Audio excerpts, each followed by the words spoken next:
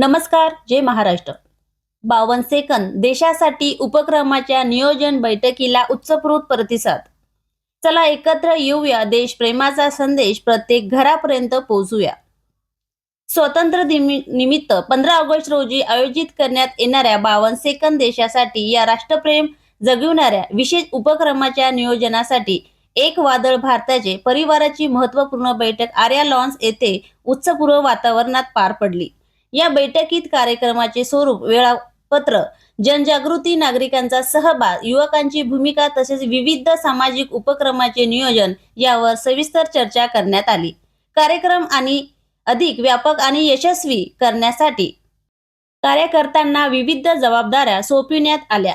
त्यावेळी देऊळगाराच्या शहरात मुख्य ठिकाणी 2 फूट उंचीचा भारताचा तिरंगा उभारण्याचे संकल्प घेण्यात आले.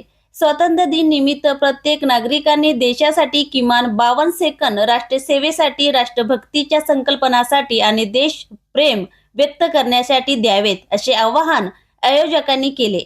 बैठकीत यंदा स्वातंत्र्य दिन अधिक भव्य, शिस्तबद्ध आणि राष्ट्रभक्तीपूर्णपणे पद्धतीने साजरा करण्याचा सर्वांनी एकमुखाने निर्धार केला. 15 ऑगस्ट रोजी मोठ्या संख्येने नागरिकांनी या उपक्रमात सहभागी होऊन देशभक्तीचा संदेश जनतेपर्यंत पोहोचावा ही फक्त सुरुवात आहे.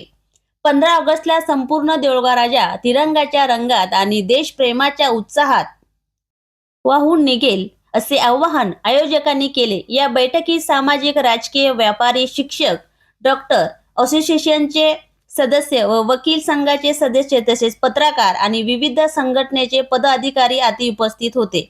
चला एकत्र येऊया, देशप्रेमाचा संदेश प्रत्येक घरापर्यंत पोहोचूया.